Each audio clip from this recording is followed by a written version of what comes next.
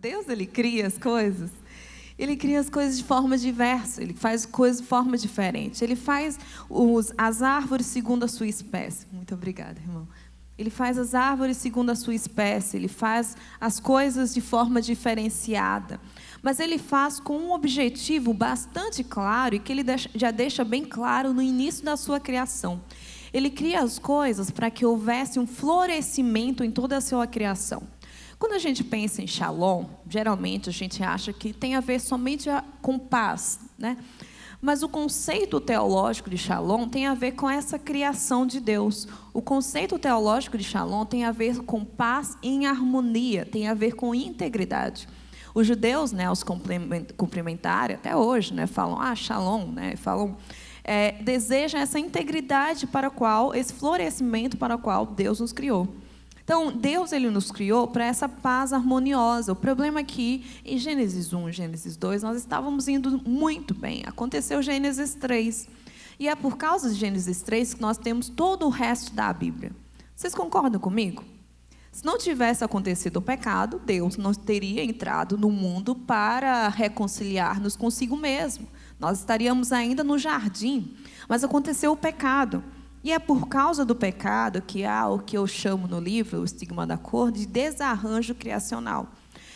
A nossa criação, nós não seguimos mais o que Deus nos chamou a fazer. Tudo que a gente consegue produzir enquanto seres humanos, enquanto pecadores, é justamente o caos. Nós só conseguimos produzir o caos, nós não conseguíamos mais viver para essa paz em harmonia para a qual Deus nos chamou. Ao invés da gente cuidar uns dos outros na relação horizontal, ao invés da gente cuidar da criação, ao invés da gente ter um relacionamento com Deus, não, a gente destrói todas as relações por causa do nosso pecado. C.S. Lewis fala sobre isso. Ele fala que a partir do momento que nós temos um ego, e isso vem por causa do pecado, e C.S. Lewis falava que o ego é a galinha onde todos os outros pecados são chocados. E aí ele diz que no momento que a gente tem um ego, nós temos a possibilidade de nos colocar em primeiro lugar e de querer ser como Deus. E ele fala que foi isso, o pecado, que Satanás ensinou à raça humana. E é verdade. Quando o Satanás ele vai tentar Adão e Eva, ele diz o quê? Vocês, na verdade, não vão morrer. Não vai acontecer assim. Na verdade, vocês serão como Deus, conhecedores do bem e do mal. O que ele estava prometendo ali? Ele estava prometendo que nós, enquanto seres humanos, poderíamos ser deuses de nós mesmos. Poderíamos nos bastar, nós poderíamos postular para nós o que é o certo e o que é errado. Não é mais Deus quem nos orienta. Quem nos orienta somos nós mesmos. Nós mesmos postulamos. É aquela coisa, a minha verdade pode não ser a sua verdade. Mas aí dessa tentativa que não pode dar certo. E quando as verdades se chocarem? Aí vem tudo que a gente chama de raça humana. Tudo que a gente chama de história humana. Que é justamente guerra, caos e mais caos. Que é o que a gente consegue produzir. E aí, quando a gente olha a história humana, de fato é assim. E aí eu vou fazer um breve histórico. Você olha no século XIX para trás, nós temos o quê? O imperialismo, a escravidão como instituição da sociedade. E a partir disso nós violamos pessoas, nós abusamos de pessoas, nós tiramos dignidade de pessoas. No século XX, nós tiramos Deus do centro. Passamos a Idade Média, tiramos Deus do centro, e a partir disso nós dissemos, não, nós nos bastamos a nós mesmos e confiamos na ciência. Há uma evolução científica muito grande, e isso na verdade é bom, não é algo ruim. Mas a partir da evolução científica, nós também produzimos duas grandes guerras no século XX. Os historiadores colocam o século XX como um dos séculos mais sangrentos da história humana. Então a gente começou a ver que mesmo nós não dependendo de Deus, colocando a ciência, o saber como centro, ainda assim a gente continua produzindo caos. Ainda assim a gente continua produzindo muros. Século XX foi o século onde houve a ascensão do nazismo, a ascensão do comunismo, Guerra Fria. Século XX foi o século onde houve grande avanço tecnológico, mas também a sociedade humana ela tem suas contradições, né? Com a evolução tecnológica, a gente destruiu e matou várias pessoas. A gente está no século XXI. A gente entra com um legado de todo esse tempo atrás. A gente entra com um legado de toda essa destruição e caos dos tempos passados. É natural que as pessoas tentem procurar saber sobre direitos das pessoas. É natural que as pessoas procurem saber sobre questões que dizem respeito ao relacionamento horizontal. Porque no século XXI nós temos uma coisa que diferencia dos outros séculos, que é a globalização. Então, pessoas que antes viviam distantes por causa do mundo, o mundo no século XX era dividido em dois, hoje em dia tem que conviver e tem que saber como conviver. Então, é natural que o nosso mundo esteja conversando sobre essas questões de racismo, etnocentrismo, porque pessoas diferentes estão convivendo juntas, têm que conviver juntas. Não sei se você sabe, mas eu nasci em Guiné-Bissau, um país do continente africano. Fui criada em João Pessoa, agora eu moro em São Paulo. Pessoas do século passado não imaginariam que coisas assim poderiam acontecer. Nesses dias, não faz muito tempo, eu e a minha família em João Pessoa, na crise, né, política que a gente estava vivendo, meu pai saiu de fora da minha casa, meu pai é advogado, estava indo trabalhar, e aí uma pessoa viu ele saindo e disse, determinado candidato vai ganhar e vai enviar de volta todos esses africanos para a terra deles. Então, assim, o ponto é que pessoas diferentes estão convivendo juntas. Ou a gente aprende a fazer esse negócio, ou a gente vai continuar fazendo comentários assim. E, mais do que isso, né, a gente vai ter atitudes extremamente hostis ao samaritano que está no nosso meio. Agora, a gente vai olhar sobre 3 perspectivas. Pretendo falar com vocês sobre 3 perspectivas aqui, olhando no horário, né, para não correr muito. A primeira coisa é o que o mundo diz. Nós vamos olhar para as questões da escravidão, etc., que é o nosso tema aqui. A gente vai olhar primeiro o que o mundo diz a respeito da pessoa negra. Em segundo lugar, nós vamos olhar como a igreja, a instituição, muitas das vezes falou, né, coisas que foi dita. E também, em terceiro lugar, por último, nós vamos olhar para as Escrituras. Nós vamos olhar para a Bíblia, o que a Bíblia diz a respeito do ser humano, né? Vamos falar a partir dessas 3 coisas e, no final, vamos dar algumas dicas práticas com relação a isso. O que o mundo diz? Que o negro ele é inferior a todos os outros seres humanos. Isso não é uma coisa que eu estou inventando, não é uma coisa que eu estou dizendo a partir sem base. Nós vamos falar sobre isso nesse momento. Como que o mundo faz para demonstrar essa cosmovisão? Porque isso é uma cosmovisão, isso é uma visão de mundo. É uma visão que se demonstra, né, a partir de ações. É algo que as pessoas têm mesmo e que foi postulado, é naturalizado. A partir da negação de direitos e espaços, né, à população negra, a gente consegue ver a justificativa disso, de que, de fato, os negros eles são inferiores. Para a gente entender o que eu estou falando, a gente tem que voltar um pouco na história. Quando a gente olha para a história do Brasil, tem algumas diferenças com relação à história de fora, com relação à escravidão. Quando a gente pensa em escravidão, por causa de Hollywood, influências de filmes e séries, né, geralmente a gente pensa mais na escravidão americana, né, e da história dos Estados Unidos com o apartheid, é verdade. De fato, eles tiveram uma história bem complicada, mas no Brasil a gente também tem uma história bem complicada, né? E é importante a gente conhecer o país onde nós estamos, porque nós estamos no Brasil, a gente não está nos Estados Unidos, não sei se você sabe disso. Então, é importante a gente conhecer a história daqui. E tem algumas diferenças com relação à história brasileira. Uma delas é que o Brasil foi um dos países que teve a abolição à escravidão moderna mais ampla, que teve o período mais amplo de escravidão moderna. E aí eu vou fazer uma diferença aqui, porque às vezes a gente não sabe, né? Mas algumas pessoas elas falam, mas escravidão sempre existiu na sociedade do mundo, né? Sempre existiu na sociedade. Por que falar sobre escravidão? Por que a gente tem que falar sobre isso? Né? Essa é uma das primeiras coisas que as pessoas falam, né? E é importante a gente estudar, gente, antes de fazer comentários, né? Porque senão a gente, às vezes, fica fazendo os comentários sem nada a ver, né? É verdade que a escravidão sempre existiu na história humana. Se você ler a Bíblia, eu espero que você leia, você viu sobre a escravidão do povo de Deus no Egito, que durou 400 anos, né? Você viu sobre a escravidão do povo de Deus no Novo Testamento, inclusive sobre o Império Romano. Então, assim, na Bíblia fala sobre escravidão também, né? Existiam aquelas sociedades e tudo mais. De fato, a escravidão sempre existe na sociedade. Agora, existe uma diferença entre o que os historiadores chamam de escravidão antiga e escravidão moderna. A escravidão antiga é aquela escravidão que a gente aprende na escola, né? A escravidão de gregos, romanos, sociedades primitivas. Elas se davam simplesmente por questões daquele período, como perca de guerras, com pessoas que pediam emprestado algo e não tinham como devolver, então dava a si mesmo como escravo daquelas pessoas. A escravidão antiga nada tinha a ver com cor, isso que eu estou querendo dizer. A escravidão antiga não tinha nada a ver com cor. Eu imagino, eu espero, eu quero pensar assim, que quando você lê a Bíblia, você vê os escravos lá, você não imagina que todos eles eram pretos. Se você vê, você precisa corrigir alguma coisa na sua visão. Porque não era assim. A escravidão antiga se dava por questão de posição social mesmo. Era uma posição social, era uma classe social.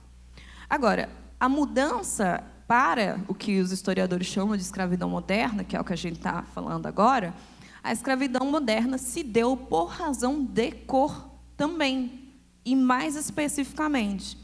E ela foi justificada para que as pessoas vissem as pessoas negras como inferiores. Nós vamos falar sobre isso daqui a pouco.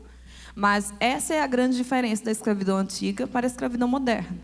A escravidão antiga não tem nada a ver com cor. A escravidão moderna tem. Então, no Brasil, foi implantado no século XVI, e teve aí os historiadores mais conservadores, colocam 353, 354 anos, uns menos conservadores já arredondam para 400 anos. A abolição da escravatura foi em 13 de maio de 1888. Ou seja, esse slide está um pouco antigo, mas hoje, em 2024, nós temos 136 anos de abolição de escravatura no Brasil. Eu sei que nem todo mundo gosta de matemática, né? Tudo bem, mas é uma conta bem simples, que 353 anos é superior a 136 anos.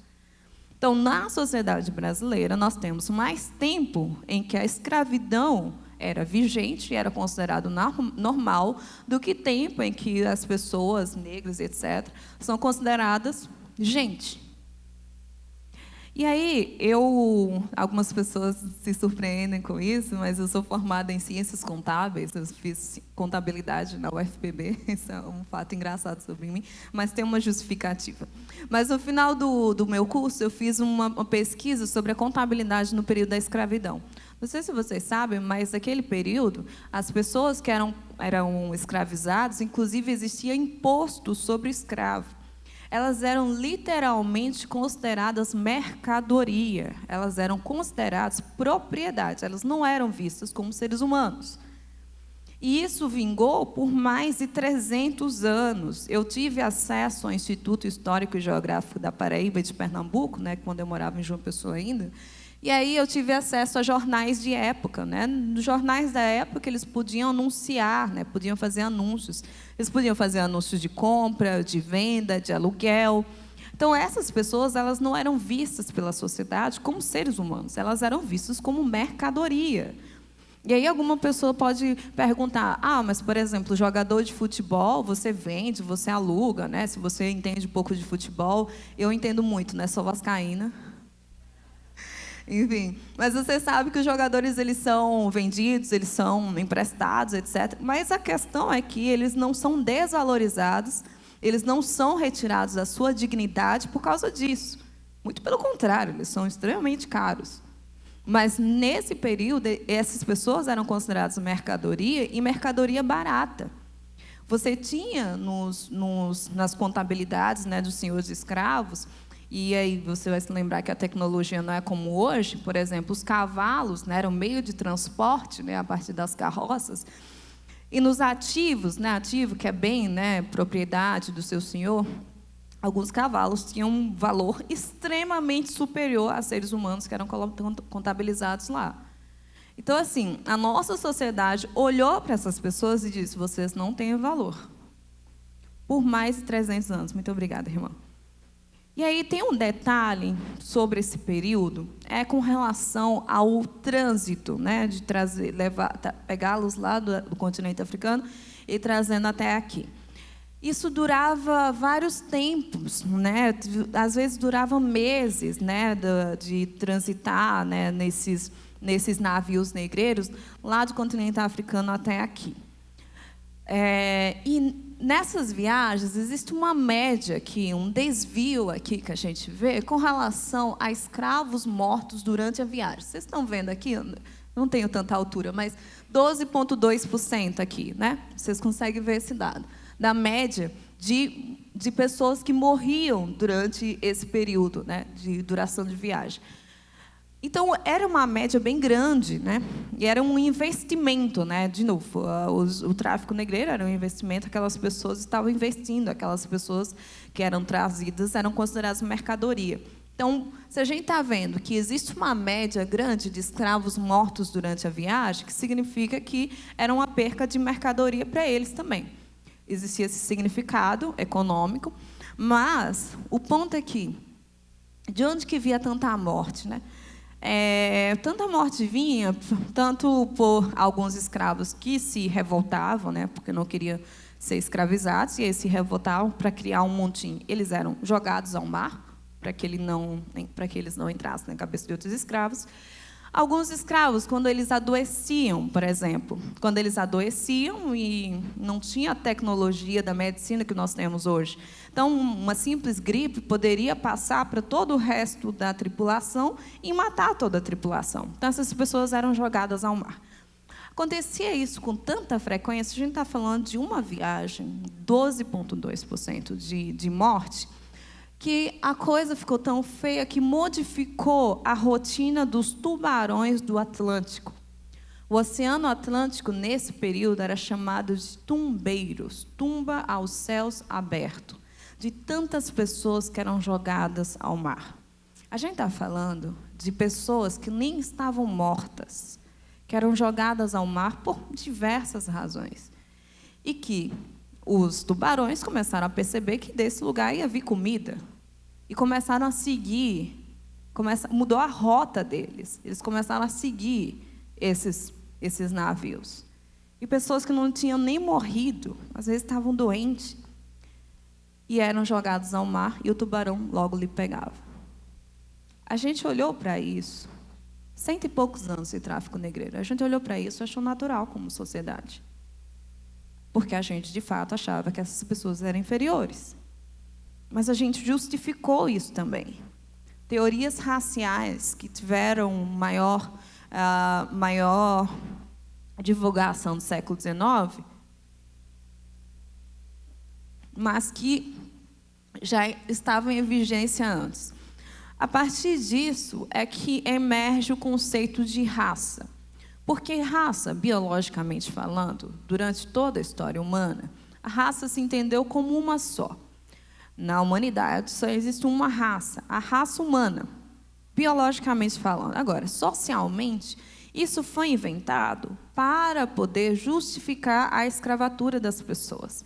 Essas teorias raciais foram feitas durante esse período também por cientistas com estudos como cranometria. O que eles faziam? Nesse período, eles mediam o crânio das pessoas negras. Eles têm imagens, gente. Se vocês colocarem na internet, vocês vão ver imagens desse período. Eles mediam o crânio das pessoas negras e diziam que o crânio deles estava menos desenvolvido, ou estavam quase não estava desenvolvido. E o que se postulava? A partir do livro do Charles Darwin, A Origem das Espécies, se falou que o negro, o africano, estava mais atrasado na evolução. Se parecia muito mais com a estrutura óssea, física, inclusive estética, do macaco, do ancestral comum, o australopiteco. Então, a partir da medição de crânio, se diz que eles não tinham raciocínio, eles não podiam pensar por si próprios, eles não sentiam dor, não teria problema em bater. Eles eram animais, literalmente. Como que você trata um animal? Então, essa era a ideia que vingava durante esse período. E aí emergiu, nesse momento, o conceito de raça socialmente, dizendo que existem raças que são mais puras, que estão acima, e raças que são inferiores. E, especialmente, a raça negra, os africanos, estariam na base da pirâmide. Então, a partir desse estudo, desse pseudo-estudo, e tudo isso, desse período, foi justificado. O Martin Luther King, pastor batista Martin Luther King, fala que você não tem como fazer uma coisa ruim por muito tempo sem você trazer justificativas mentais para isso. A gente, como crente, a gente faz isso também, né? Quando você vai pecar, e aí o Espírito Santo, né, lembra de um versículo bíblico, aí você diz, não, mas não é exatamente assim. Né? A gente sempre começa a buscar escapatórias para poder pecar em paz, fazer coisas erradas em paz. Enquanto humanidade também. Então, a gente busca respostas justificativas para isso. E, durante esse período, essa foi uma das justificativas, né? Essa pseudociência. Aí eu vou contar para vocês a história do Ota Benga. Ota Benga, ele era um congolês. Ele foi levado para os Estados Unidos em 1904. Tá? Foi levado escravo nos Estados Unidos em 1904. Isso não faz muito tempo. Estamos aí falando 100 e poucos anos. Né? Ele foi levado, e naquele período tinha o que eles chamavam de zoológicos humanos. A sociedade ela tinha uma ânsia de demonstrar que a pessoa negra, de fato, estava mais atrasada na evolução.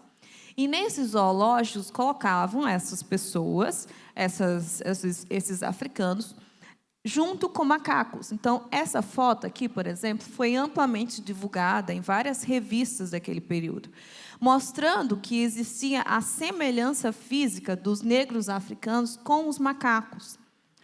A coisa ficou tão feia que até vieram, vocês não vão ver daí, né, as imagens, mas se colocar Ota Benga na internet, vocês acham as fotos dele. Foi cortado o dente dele de forma triangular para que ele ficasse mais bestializado. E aqui a gente está contando a história do Ota Benga, mas várias pessoas aconteceram isso também. E aí, não sei o que você faz no seu domingo, no seu sábado e tudo mais, mas naquele período a coisa era tão naturalizada. Às vezes você vai, né, descansar com a sua família num parque, não sei. Naquele período o pessoal ia nos zoológicos humanos para ver essas pessoas jogar banana, né, para essas crianças. E a gente está falando de crianças. Crianças que eram levadas assim, nesses lugares, que eram destratadas. O Ota Benga passou um período muito grande nisso, e com essas visões, né, dessas ciências, dessas pseudociências raciais, ele era usado como experimento, né, e as pessoas iam lá, tiravam foto, crianças, né, com ele enjaulado, etc. E ele era considerado, de fato, um animal, ele era considerado uma pessoa inferior. Né? E isso para provar não só que ele era, mas que todos os africanos, todos os negros eram também. Depois de muito tempo, quando esses zoológicos humanos foram extintos, né, que a gente começou a pensar em direitos humanos, etc., o Ota Benga ele foi solto. Né?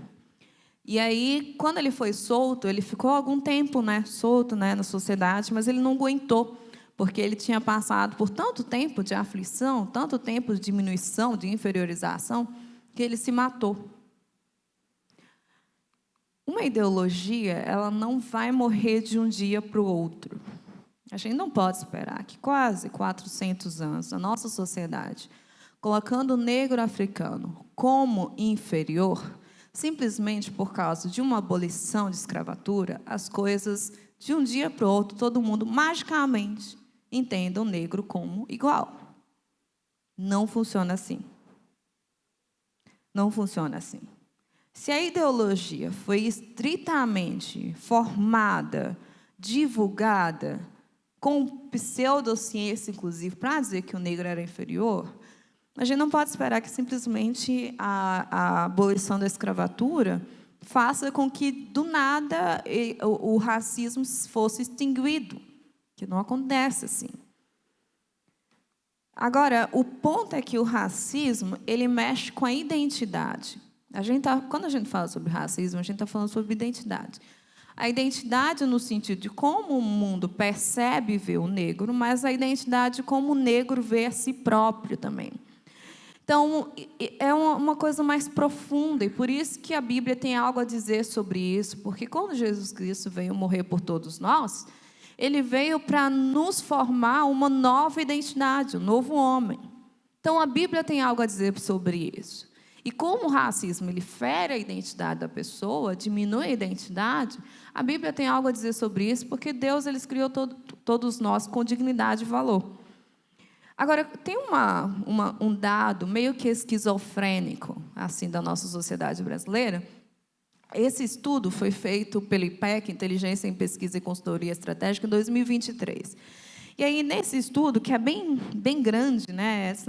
É um livrinho que eles fizeram, muito bom, de pesquisa que eles fizeram aqui no Brasil. E aí, quando você vê, tem um dado interessante. Quando eles perguntam para o brasileiro se o brasileiro, as pessoas acham que existe racismo no Brasil, a maioria dos brasileiros responde que sim. A maioria responde que sim, tá? É uma minoria, uma pequena minoria que acha que racismo não existe no Brasil.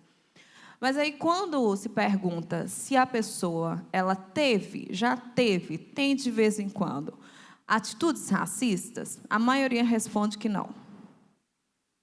E aí fica a pergunta, né? De onde é que está vindo esse racismo no Brasil, gente? É da água do Brasil? É do ar? Isso aí vem do que Jesus Cristo já nos ensinou, né? A gente tem muita facilidade em ver a areinha que está no olho do nosso irmão, mas a gente não consegue ver a viga que está no nosso, né? A gente tem dificuldade em admitir os pecados que existem no nosso coração. E esse pecado do racismo, ele é tão naturalizado na nossa sociedade que às vezes a gente nem percebe que está cometendo, que está tendo. E aí é muito fácil a gente dizer, não, mas fulano de tal tem atitudes racistas. Mas aí, ao invés da gente fazer uma autoavaliação de quando que eu estou sendo racista, a gente não consegue fazer isso. E aí, quando a gente olha os dados com relação às questões raciais no Brasil, a taxa de analfabetismo, a maioria das pessoas analfabetas do Brasil tem cor também. E isso vem por causa de toda essa visão anterior e histórica de que o negro não podia, não tem capacidade de entender, o cérebro não foi feito para isso. E aí você vê que, hoje em dia, no Brasil, a maioria das pessoas negras, elas são analfabetas. Quando você olha com relação a rendimento, por origem de renda, questões raciais, né, você vê que renda média por trabalho, a renda que vem a partir do trabalho aqui no Brasil, com relação à cor, a média móvel aqui do branco está muito acima com relação ao negro. E não é porque o branco é melhor e etc. É só que os brancos eles estão em lugares, né, posições, né, da sociedade, em trabalhos que valorizam mais, né, do que o negro. Geralmente, onde é que a gente vê o negro com relação ao trabalho? É o segurança, é a empregada doméstica. E aí, a gente querendo justificar de novo, né, a nossa cabeça, o que a gente diz? Não, mas a empregada doméstica é um emprego digno. A empregada doméstica, a pessoa, ela é uma pessoa digna porque, independe de o que ela faça ou deixa de fazer, ela tem dignidade perante Deus e deve ter dignidade perante os homens. Agora, o emprego dela, não. O emprego não dá dignidade. O emprego dela não dá dignidade na vida. Ela tem que trabalhar horas e mais horas. Ela tem que trabalhar, às vezes, nem tendo instrumento. Ela tem que trabalhar com pessoas xingando ela o tempo todo. Então, o emprego não é digno, não. A gente fala isso porque a gente quer justificar a nossa cabeça, né, e ficar de boa com relação à vivência da outra pessoa, né? Você olha toda essa realidade, né? E existe, de fato, uma disparidade racial.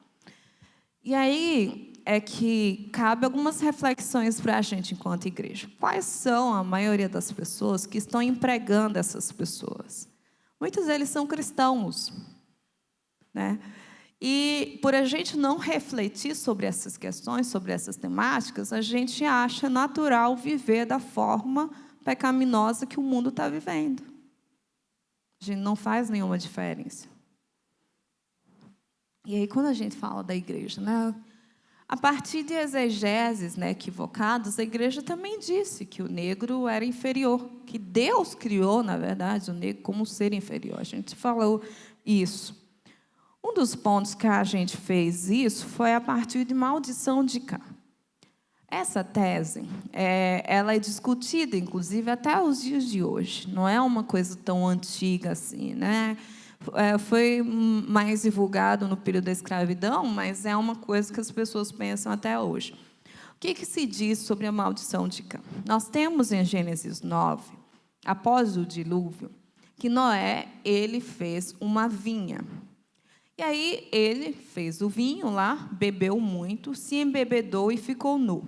Não façam isso em casa, gente, não é legal. Mas ele ficou nu. E aí ele tinha 3 filhos, né? Sem, Cã e Jafé.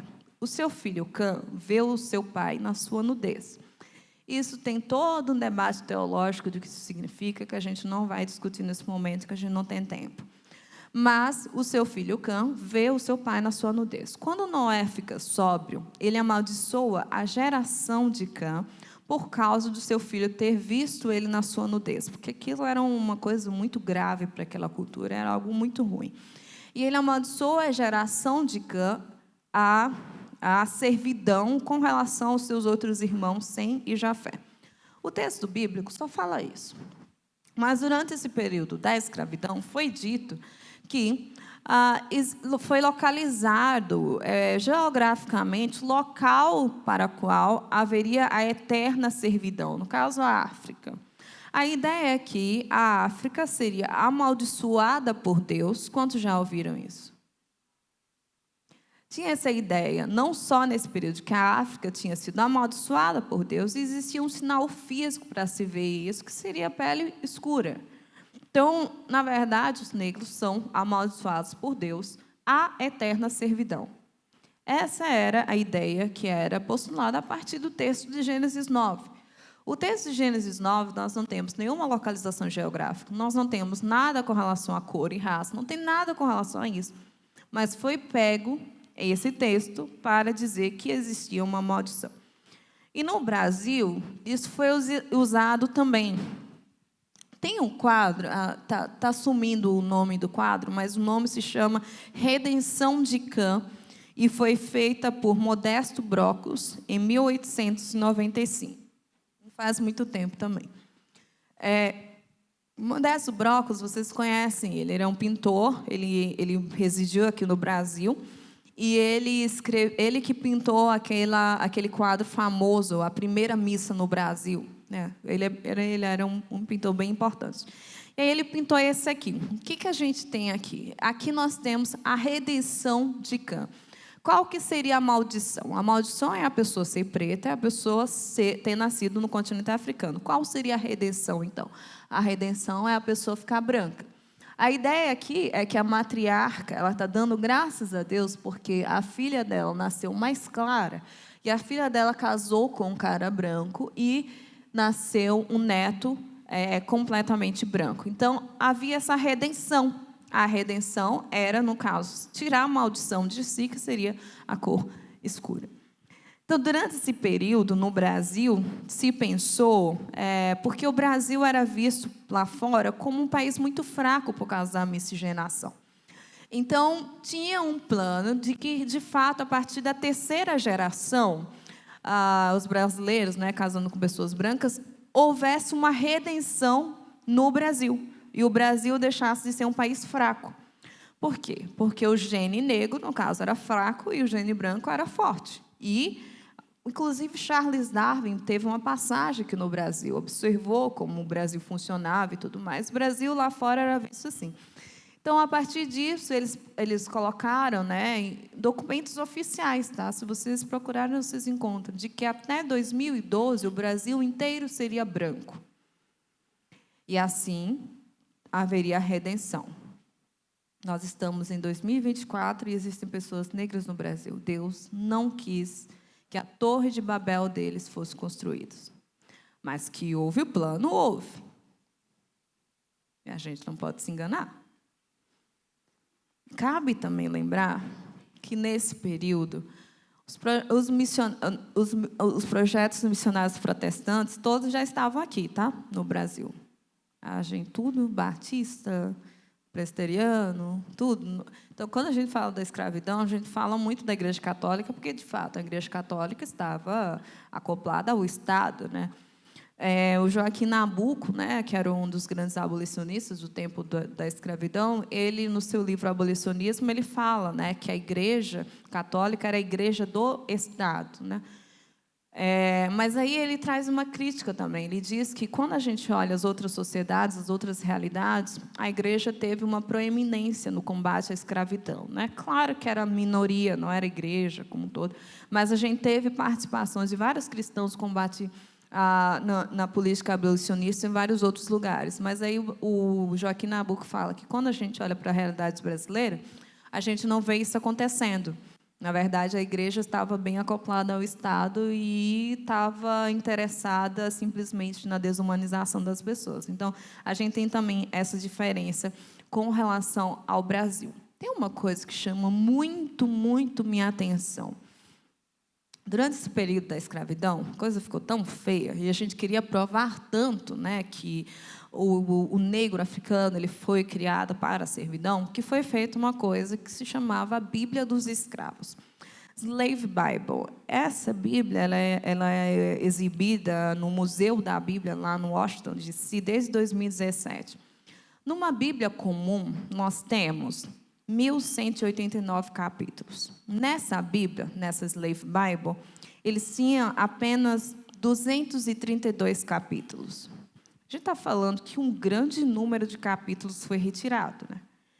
Tudo que dizia respeito ao tratamento digno com as pessoas, ao tratamento com as pessoas ao nosso redor, ao amor cristão, tudo isso foi retirado. Vocês devem imaginar que o livro de Êxodo, que é o livro sobre um Deus que liberta o povo da escravidão, foi quase que inteiramente retirado. Então, todas as passagens que diziam respeito ao amor, etc., cuidado, foram retirados. E essa Bíblia era usada por pastores, né, que conversavam apenas com os africanos, para que moldasse a cabeça deles para pensar que Deus havia criado eles apenas para aquilo. Quando você lê Apocalipse, no finalzinho fala que a gente não deve tirar nenhuma palavra daquele livro, né? Amaldiçoado é aquele que tira qualquer palavra daquele livro. Lá, obviamente, está falando de Apocalipse, né? Mas a gente pode aplicar isso a toda a Escritura, já que ela foi inspirada pelo Espírito Santo, cada pessoa que escreveu lá, cada coisa. A gente está falando de que nós, enquanto igreja, tivemos a ousadia de retirar não só palavras, mas capítulos inteiros da palavra de Deus, porque a gente queria justificar uma torre de Babel. A gente queria desumanizar as outras pessoas. A gente queria que todo mundo fosse igual a gente, falasse a mesma língua, fosse do mesmo jeito que nós. A gente queria simplesmente destruir as outras pessoas. E a gente usou Deus para isso. E aí, quando a gente olha sobre a maldição de Cã, a resposta teológica, primeiro que os africanos nem sempre foram cativos, né? Sempre quando a gente fala sobre história africana, as pessoas falam da África da colonização para cá, né? Mas, gente, existe uma África da colonização antes. Não sei se você sabe disso. Mas existe uma história africana antes da colonização. Né? Hollywood agora finalmente acordou para a vida, né? Parece que teve alguma revolução lá, não sei. E aí estão fazendo, né, alguns filmes, algumas coisas. Netflix, inclusive, fez uma série bem legal, chama Rainhas Africanas, né, que fala sobre antes da escravidão. Fizeram agora um mundo imaginário, né, Wakanda, a partir de Pantera Negra, né, que foi, inclusive, foi uma das maiores vendas, né? Que mostra, e não sei se você sabe, mas o Wakanda é um país fictício, né? Já vi algumas pessoas na internet, né, chegando e perguntando assim com a câmera, sempre com câmera, né? Aí vai perguntar para a pessoa, fala um país da África, a pessoa, Wakanda. Eu dou muita risada, né?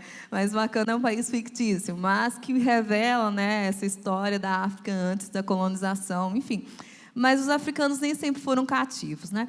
E Noé, em Gênesis 9, 24, não disse Cã, né? Mas Canaã, filho de Cã. E a ideia aqui teológica era justamente da conquista, né? Dos cananeus, dos povos cananeus, pelo Israel. Existia uma promessa ali, não tem nada a ver com cor, etc. Não há nenhuma referência nesse texto bíblico à raça. E, de novo, quando a gente fala sobre raça na Bíblia, sobre questões de escravo, na verdade, na Bíblia, tem a ver com posição social e não tem a ver com cor. E escapa o texto qualquer referência à África. Seria muito irônico que Deus odeie os africanos, né? Que Ele maldisse os africanos. E quando a gente olha para a sociedade africana, você vê pessoas africanos sendo usados por Deus desde o Antigo Testamento. Não sei se você sabe, mas o Egito fica na África, né? A gente tem promessas, profecias que dizem que do Egito chamei o meu filho, falando sobre Jesus Cristo indo para o Egito. O Evangelho no Novo Testamento chega, inclusive, na África, antes de chegar na Europa. Etíopes, pessoas que eram do continente africano, são usadas por Deus desde o Antigo Testamento. O cristianismo é também uma religião de matriz africana, sim. Eu não aceito essa verdade. Problema seu. Não depende de você para ser verdade. É uma verdade. E aí, tem uma questão, gente, que tá acontecendo. Tudo isso que a gente está falando não é uma abstração. Eu queria que vocês entendessem isso. Não é uma abstração. O que a gente está falando é de vidas, de verdade. E por muitas das vezes, nós, enquanto igreja, nos omitirmos de falar sobre essa temática, muita gente, mas muita gente mesmo. Eu tenho recebido relatos nas minhas palestras ao longo do Brasil de gente que está deixando de frequentar a igreja cristã, deixando Cristo de lado, para ir para religiões de matriz africana por questão de que a igreja não está falando sobre as dores deles. A gente está fechando a mesa da comunhão para pessoas que Cristo morreu por elas, para a gente não se preocupar com a dor delas, as dores delas. Tem um monte de gente que está deixando a igreja, etc., porque não acredita mais em Deus, etc., ou porque quer vadiar, né? Tem essas pessoas. Mas tem gente que está saindo por feridas abertas, para a gente não se importar verdadeiramente com coisas que são urgentes no nosso tempo. Aí a gente acha que falar sobre essas temáticas é que vai fazer as pessoas serem engolidas por ideologias seculares. Mas o ponto é que nós estamos num século onde existe isso aqui, telefone. Os filhos de vocês, não sei se vocês estão preparados para ouvir isso, mas os filhos e as filhas de vocês, os netos de vocês, as pessoas que são ovelhas de vocês estão sendo discipulados por youtubers, por pessoas no Instagram. Não tem como. O brasileiro médio passa 10 horas na internet. É muito tempo. A gente não tem como competir esse tempinho aqui, 1 hora aqui na igreja, com 10 horas, todos os dias, o pessoal está sendo discipulado pela internet. E na internet vocês encontram de tudo. Tudo, coisas boas e coisas ruins. O que a gente precisa, enquanto igreja, é fornecer o filtro bíblico para essa bomba de informações que o pessoal recebe. Não existe mais isso, como nos tempos passados, de assunto proibido na igreja. Se a gente não fala aqui, o pessoal vai buscar aqui. Ou a gente fornece resposta bíblica, teológica, sustento bom para o nosso povo, para eles entenderem o que Deus tem a dizer sobre essas questões, ou pela nossa omissão, vários deles vão sim ser cooptados por ideologias seculares, porque só eles estão falando sobre isso. A nossa omissão custa mais do que a gente falar, do que a gente responder a perguntas que as pessoas estão fazendo. A gente ainda está respondendo perguntas que ninguém está fazendo, ninguém está interessado. Mas crente pode tatuagem ou não? A gente ainda está respondendo isso. A gente ainda está fazendo pregação sobre isso. E um monte de gente querendo saber como que eu trato o meu vizinho árabe que está aqui do meu lado. Que morava lá no Oriente Médio, mas agora está morando aqui do meu lado.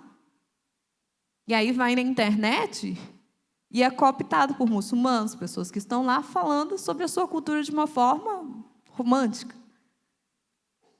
a nossa omissão custa muito mais. Custa vidas. São pessoas que estão saindo da igreja por não ver a gente falando sobre as dores delas que são reais.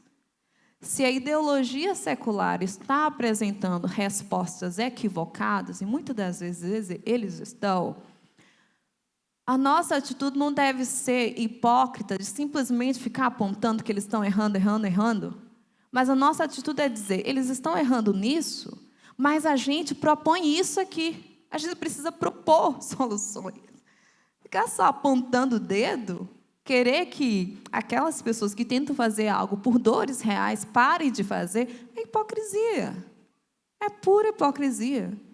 A gente quer destruir com as pessoas que estão tentando fazer algo sem oferecer nada nesse lugar. Não existe espaço vazio no mundo. Não existe espaço vazio.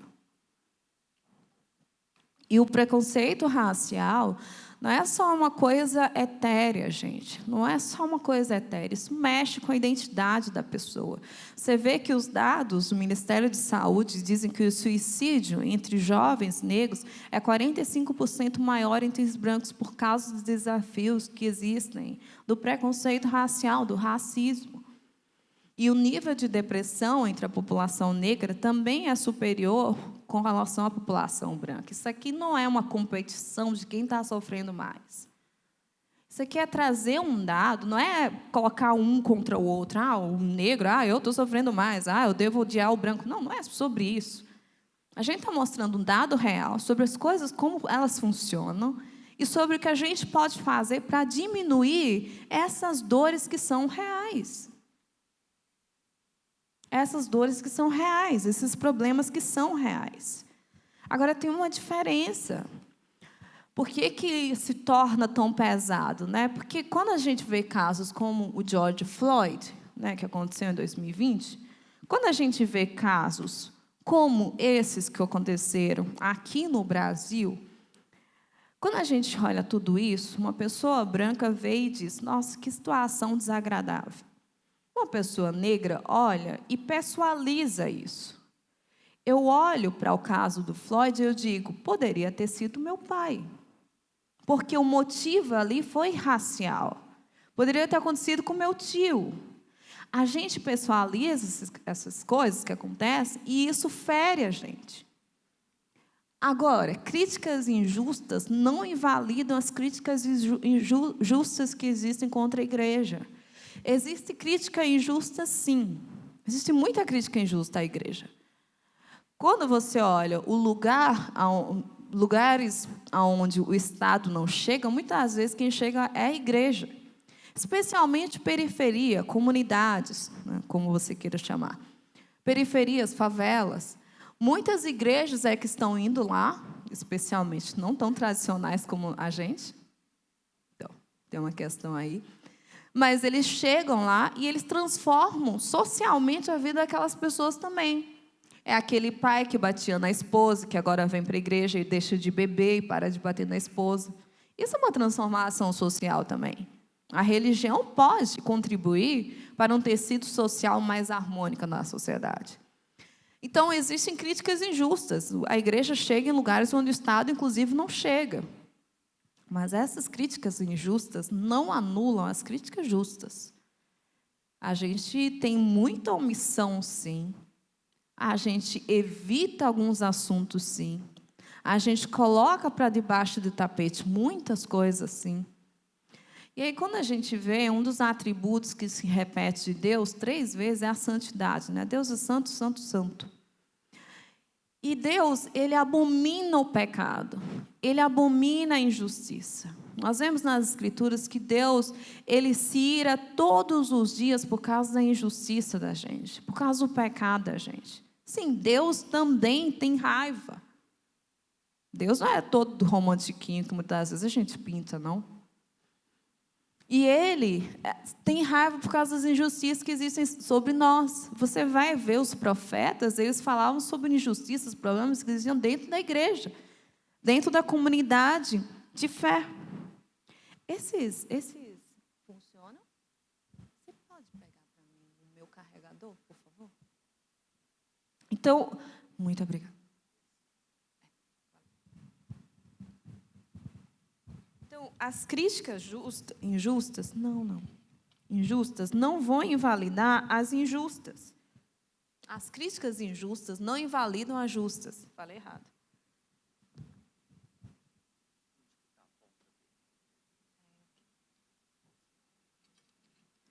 Então, a gente precisa, sim, repensar sobre... Muito obrigada, pastor. Sobre a participação efetiva da gente. A gente está tendo aí uma projeção de que daqui a uns anos os evangélicos vão ser maioria no Brasil. O ponto é que não tem que ser só maioria numérica, tem que ser em qualidade também. O que isso vai significar para o Brasil? O Brasil vai ser um país melhor, a gente vai melhorar, o Brasil vai continuar do jeito que está, com a corrupção, desigualdades, tudo naturalizado, ou o Brasil vai piorar, que também existe essa possibilidade.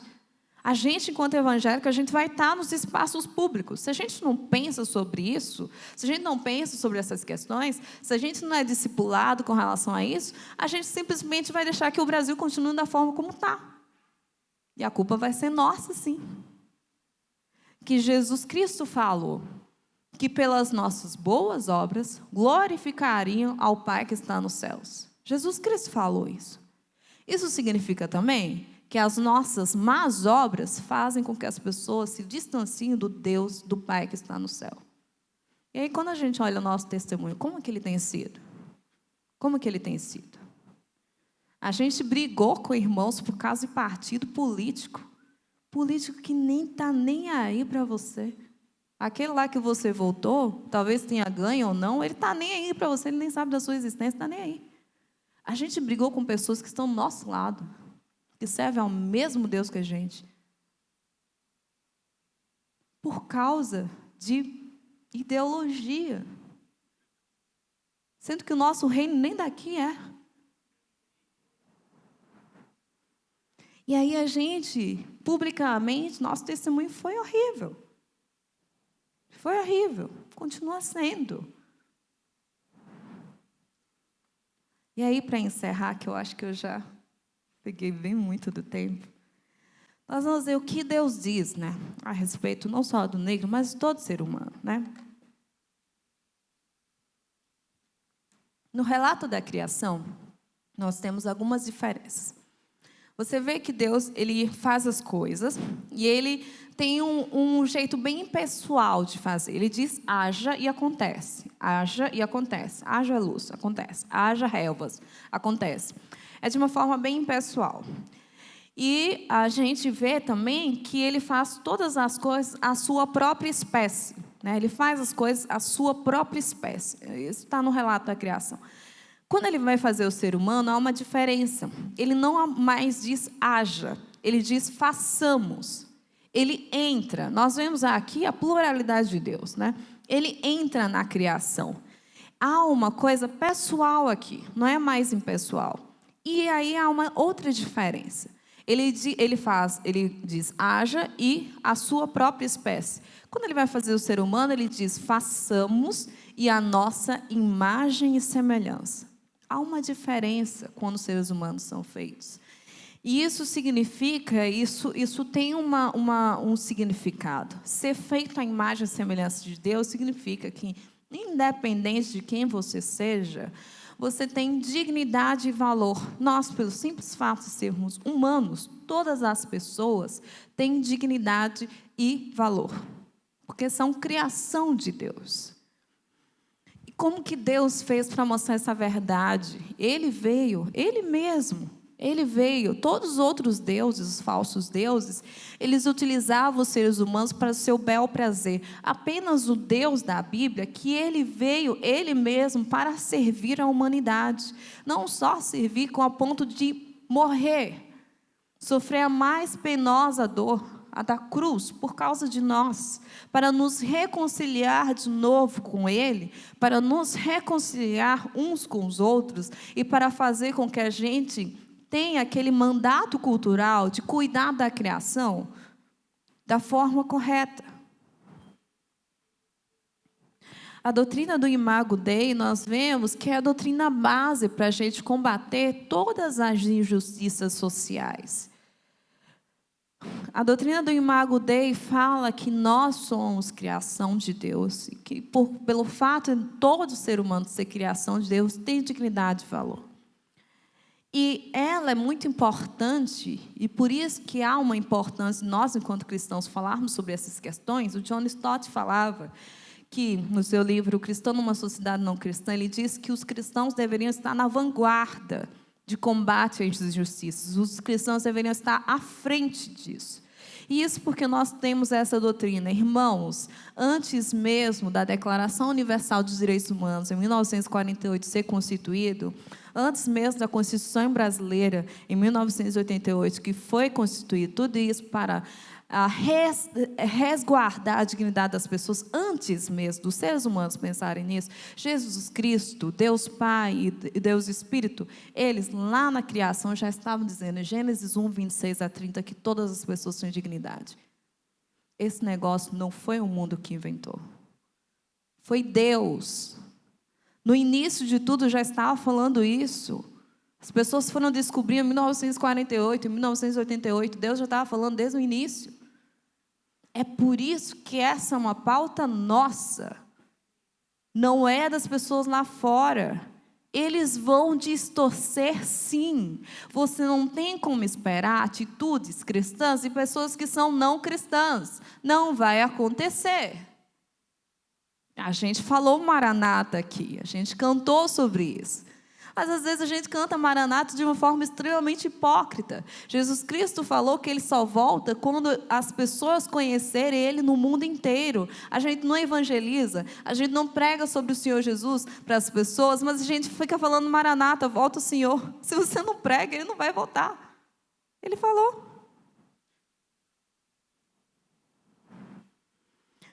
E a gente tem uma mensagem preciosa, claro que está em vasos de barro, porque nós somos pecadores, mas nós precisamos ser mais proativos e esperar menos que as pessoas estejam fazendo as coisas, a gente mesmo ir lá e fazer.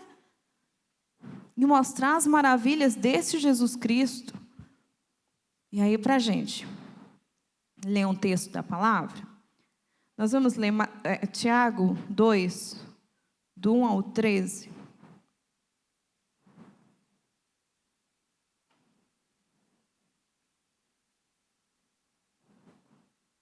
Que fala assim: meus irmãos, vocês não podem ter fé em nosso Senhor Jesus Cristo, Senhor da glória, e ao mesmo tempo tratar as pessoas com parcialidade. Porque se entrar na sinagoga de vocês um homem com anéis de ouro nos dedos, vestindo roupa luxuosa, e entrar também um pobre muito mal vestido, e vocês derem um tratamento especial que está vestido com a roupa luxuosa, dizendo, você, sente-se aqui, no lugar de honra, ou disserem ao pobre, você, fique em pé ou sente-se ali, abaixo do estrado dos meus pés. Será que vocês não estarão fazendo uma distinção entre vocês mesmos, julgando as pessoas com critérios errados?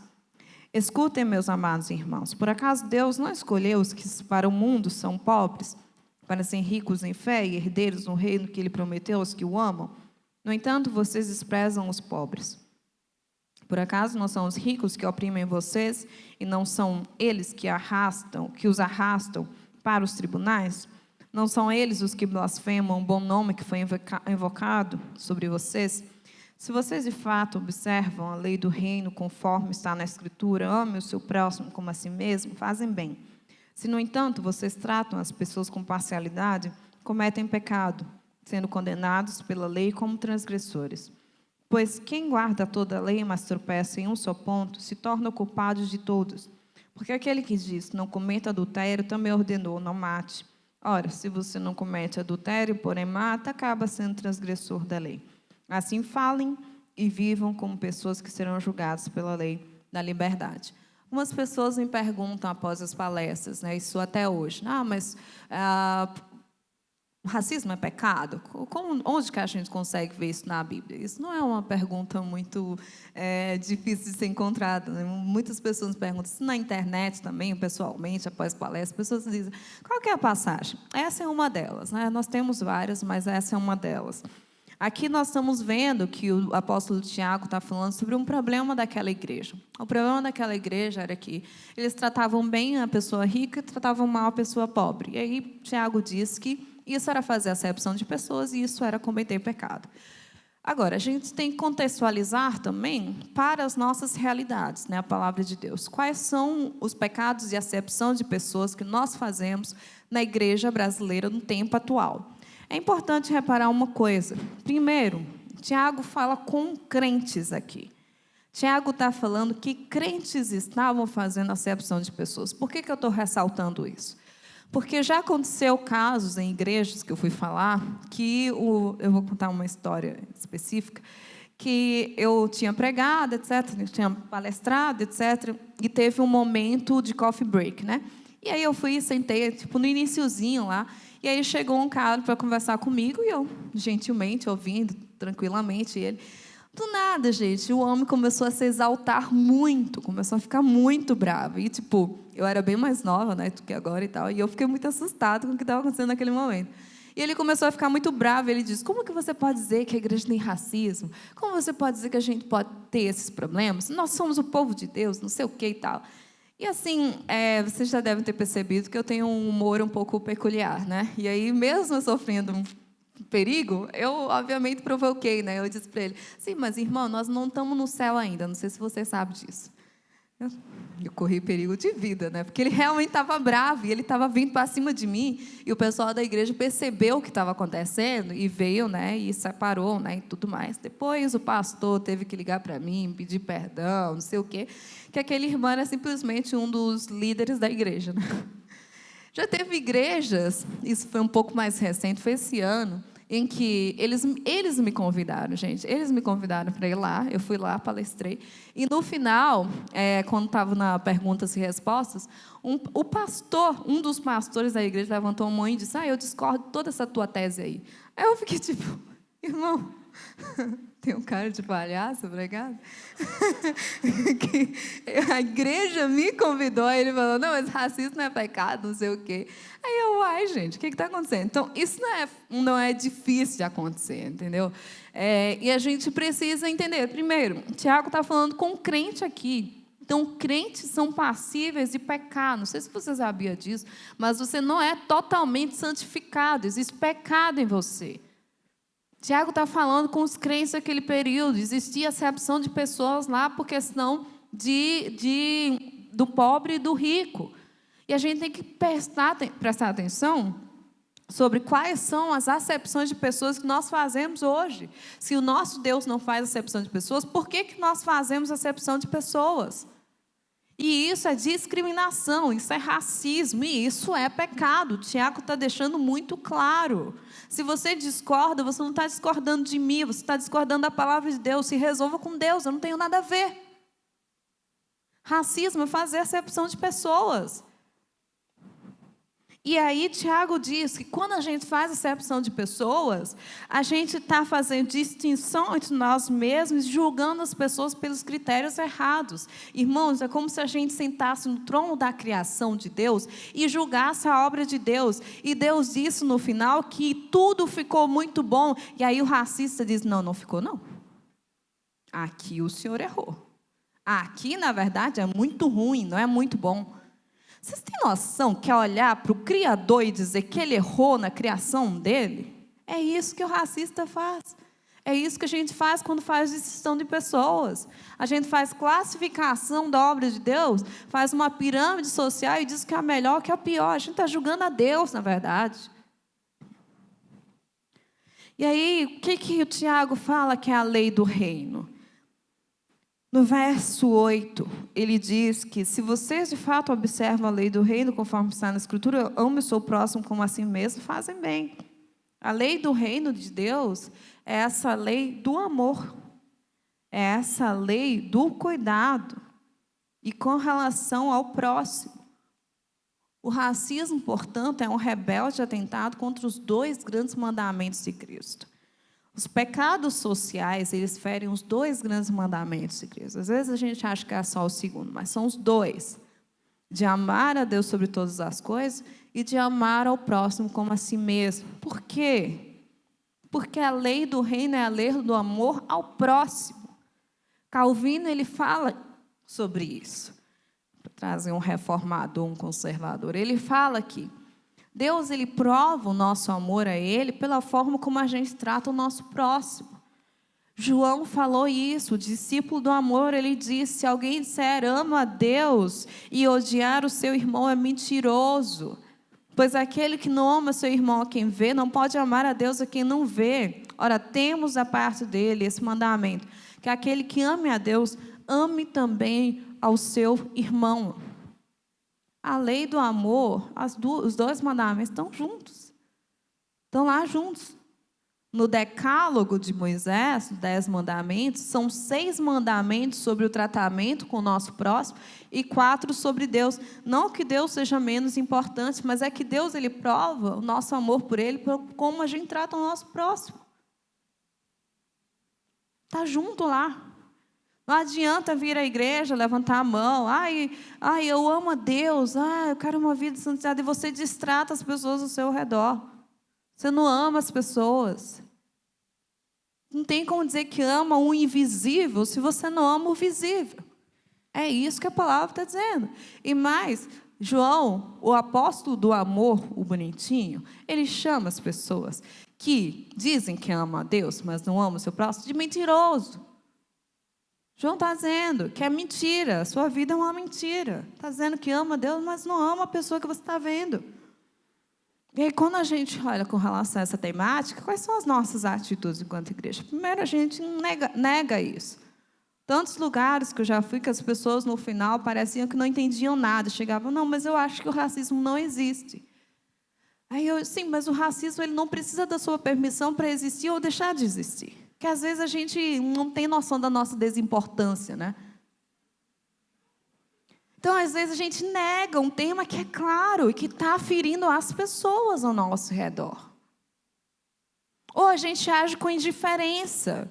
Tem um capítulo no meu livro que se chama Síndrome de Caim, que você vê lá, quando Caim ele mata Abel, Deus ele chega para responsabilizar, para perguntar o que aconteceu com Abel, e Caim ele diz o quê? Não sei, por acaso eu sou o responsável pelo meu irmão? Essa é uma das respostas que eu acho mais ousadas na Bíblia, né? Eu não sei porque que Deus não tacou um raio lá nele. Até hoje eu não entendo isso. Mas quando ele fala isso, ele está indo contra a lei do reino. Nós somos sim responsáveis uns pelos outros. Nós somos sim responsáveis pelo nosso irmão.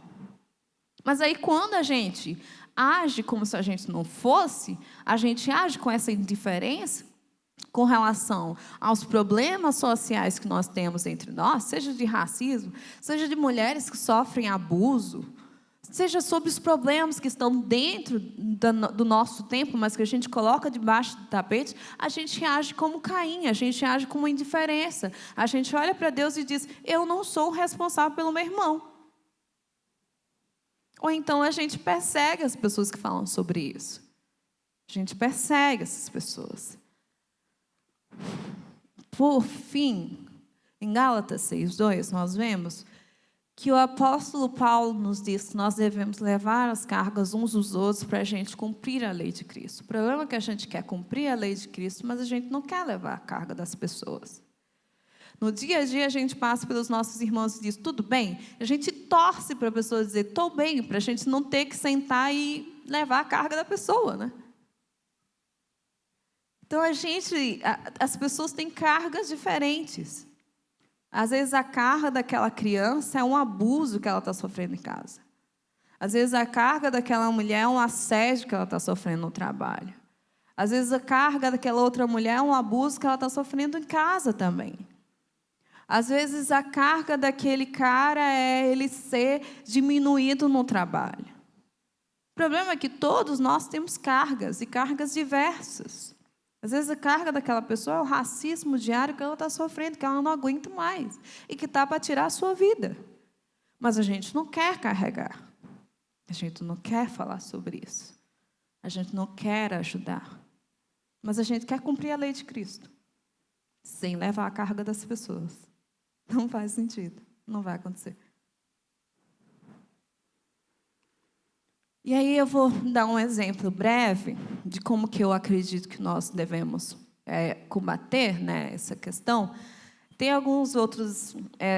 algumas dicas práticas no meu livro, né, de combate ao racismo, que está no final, no apêndice final do livro, né? Mas aí, aqui eu não vou repetir o que já está no livro, porque você vai comprar o livro, você vai ler e você vai ver lá. Mas aqui eu queria dar um plus, né, com relação à história do Luther King, né? Primeiro que nossos heróis, eles têm pés de barro, né? Todos eles têm seus problemas, né? Mas o Luther King, ele, mesmo tendo seus problemas, suas questões, ele foi uma pessoa muito importante, especialmente, né, naquele período do apartheid.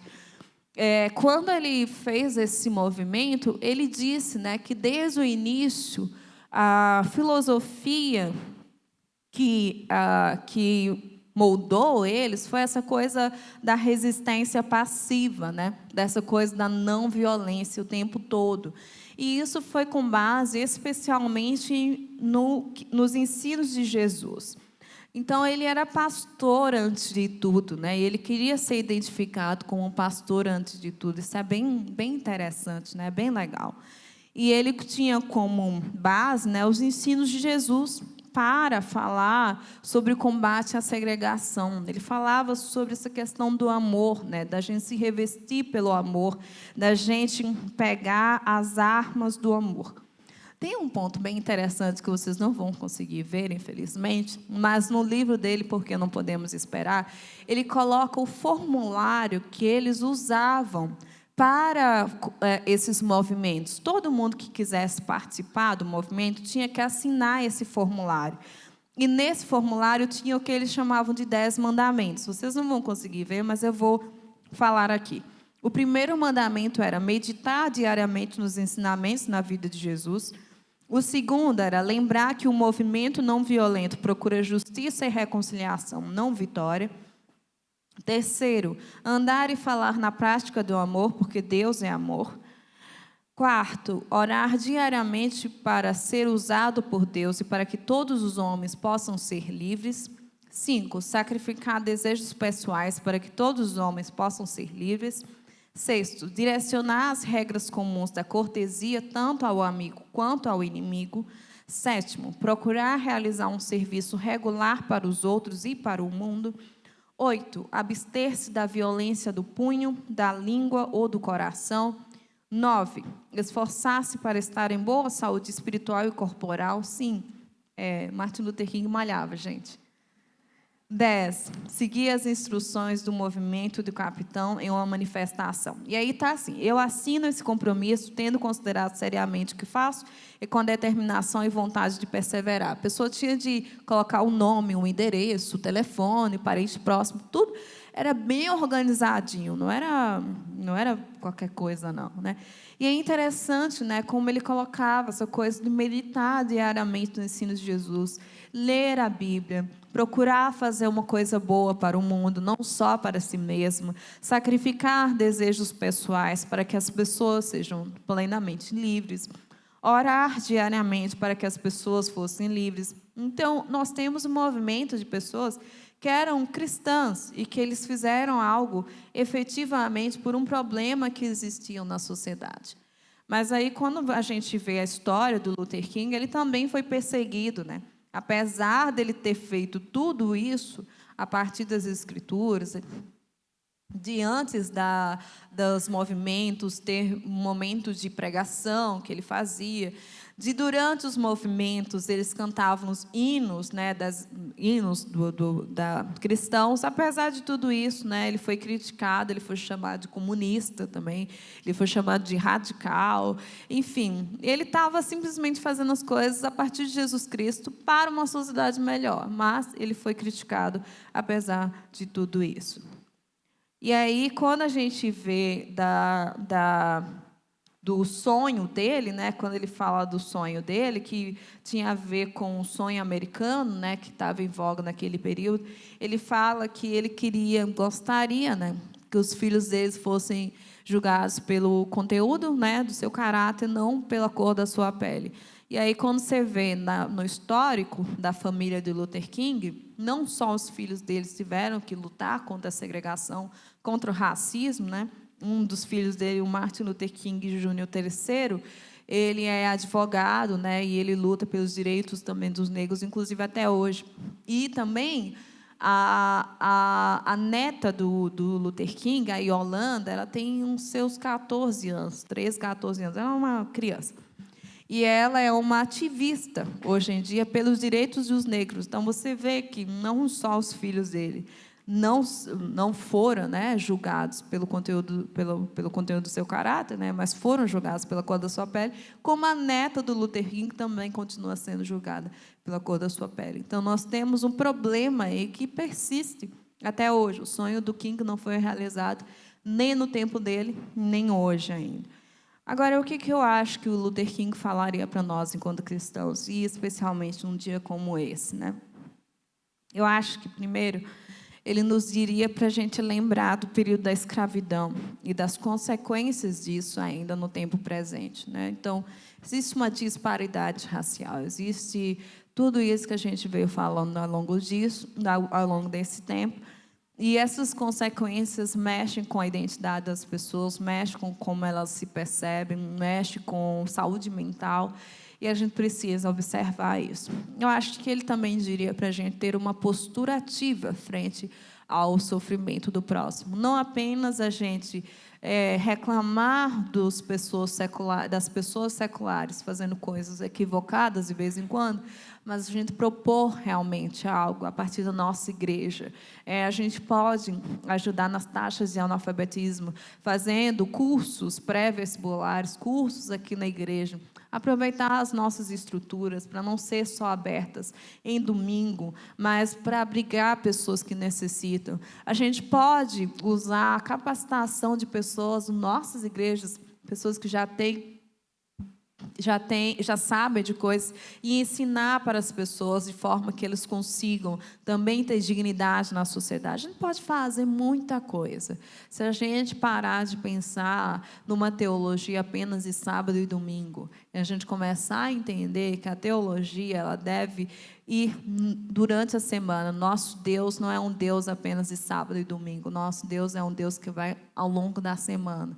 E aí, se a gente pensar mais na nossa postura ao longo da semana, e o que a gente pode fazer? A gente pode ter essa postura ativa frente ao sofrimento do próximo. E parar de ver o nosso próximo que está caído ao nosso lado, e a gente que está muito ocupado, tal qual o sacerdote e o profeta, e sai correndo, porque a gente está muito ocupado por fazer as coisas de Deus, né? E aí a gente não tem tempo para olhar nos olhos dessa pessoa que está caída lá e que precisa da nossa ajuda. Mas eu também acho que o Luther King falaria para a gente não perder a esperança. Eu acho que um dos pontos que faz as pessoas que não são cristãs agirem de uma forma tão complicada, muitas das vezes, é porque elas têm a esperança desse reino, né? Mas a gente tem a esperança desse reino, mas do porvir. A gente está no reino do já e do ainda não. Enquanto nós estamos aqui, nós devemos trabalhar por essa shalom, nós devemos trabalhar por esse florescimento. Nós não podemos ficar confortáveis com a injustiça. A dor do outro tem que ser a minha dor também. Mas a gente tem a esperança do porvir, a gente tem a esperança de que um dia Jesus Cristo vai destruir o racismo, vai destruir as problemáticas sociais, vai destruir tudo isso de pecado social que existe. Jesus Cristo vai fazer isso. E Jesus Cristo já está agindo. Luther King fala que Deus é o maior interessado na missão dele. E ele está agindo no mundo dele. Então, a gente não pode perder essa esperança, senão a gente fica desesperado. E aí, quando entra o desespero, a gente faz um monte de coisa errada. Mas, para encerrar, eu queria dizer uma coisa. Para você que sofre, seja o que for, todos nós temos sofrimentos, todos nós temos dores, todos nós. Em Isaías 53:4, nós vemos que Isaías faz uma profecia sobre o Messias. E fala que esse Messias, ele levou sobre si as nossas dores, as nossas enfermidades, as coisas que nós passamos. Então, primeiro, nós precisamos ter essa atitude ativa frente ao sofrimento das pessoas. Mas para você que sofre, Você precisa se lembrar e pregar isso no seu coração todos os dias, de que a sua dor não é a sua identidade. A nossa dor não é a nossa identidade. Muitas mulheres, por exemplo, que sofrem abuso, quando você vai perguntar para elas, quem você é? Aí ela fala, eu sou uma mulher abusada. Sim, vira, né? O que se passou vira a identidade da pessoa. E nós, enquanto cristãos, nós temos que lutar contra isso, de não pegar as coisas que a gente sofre como se fosse a nossa identidade. A nossa identidade permanece como filhos e filhas amados do Senhor. E é lá em Cristo que nós somos escondidos. As dores que a gente passa, as aflições que a gente passa, não existe nada que a gente passe que Jesus Cristo não tenha passado, porém sem pecar. E nele a cura, ele não apenas pegou as dores, Isaías fala que ele pegou as dores do mundo inteiro para oferecer cura para nós. Em Cristo, a cura. Que a gente, enquanto igreja, forneça também esses espaços seguros, onde haja cura para pessoas doídas. Que a igreja seja um hospital para pessoas que estão doídas. Que a gente acolha as pessoas. Que a gente tenha olhos que veem as pessoas ao nosso redor. Esse é o meu desejo e essa é a minha oração. Eu agradeço demais a escuta de vocês.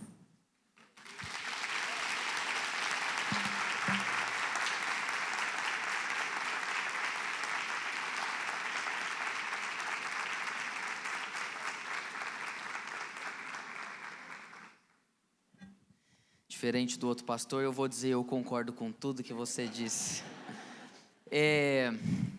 Eu quero fazer uns brevíssimos comentários, depois eu vou pedir para a gente ficar em pé para a gente orar pela Jacira, e aí a gente vai encerrar. Obrigado por partilhar conosco, com tanta graça e com tanta autoridade sobre esse assunto. Para nós, enquanto Igreja de Jesus em Ribeirão Preto, é muito significativo ter você na nossa igreja, e em especial hoje, no Dia da Consciência Negra. É um presente que nós recebemos. Quero agradecer o pessoal da ABU que fez isso acontecer. Eu queria... eu não vou falar, tem pastor que reprega tudo que falou, né? Pode ficar tranquila. Primeira coisa que eu queria dizer... A gente tem que sair hoje daqui com uma pergunta para nós mesmos. Eu sou racista? Eu acho que essa é uma pergunta que todos os dias a gente tem que fazer para nós mesmos. Talvez eu não diga eu sou racista, mas em algum momento do dia eu ter um pensamento ou uma atitude e eu parar e pensar, isso que eu fiz é racista. Essa é a primeira coisa. A segunda coisa que eu diria não adianta não ser racista. Nós precisamos lutar contra o racismo. Então, por isso que você está hoje aqui, Jacira, na nossa igreja, eu oro para que seja o início de um comprometimento que a Igreja Vida tem também contra o racismo, né? Nós temos compromisso com várias coisas que entendemos que são valores do reino de Deus, e a luta contra o racismo é um deles. E a terceira e última coisa que eu diria, porque esse foi o texto da minha leitura de hoje, que é o que eu vou pregar domingo. Quando João Batista vê Jesus, ele diz uma coisa: eis o Cordeiro de Deus que tira o pecado do mundo. Eu amei a frase que você disse, que Jesus vai destruir o racismo. O que quer dizer o seguinte, que Jesus ele veio tirar o pecado do mundo. No mundo novo não haverá racistas. Então, se você é racista, você vai ser tirado do mundo, porque o mundo é de Deus. Então, é um compromisso que a gente tem que ter com a sua fala e com esse tema que é tão caro para nós cristãos, que nós como igreja possamos tomar ele como nossa responsabilidade.